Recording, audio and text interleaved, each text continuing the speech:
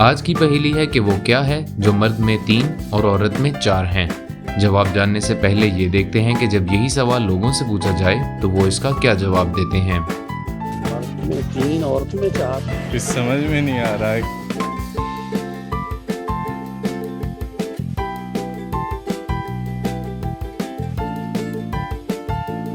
अच्छा, कोई हिंट मिलेगा? कोई और क्वेश्चन है? No idea. इस सवाल का सही जवाब है हुरूफ।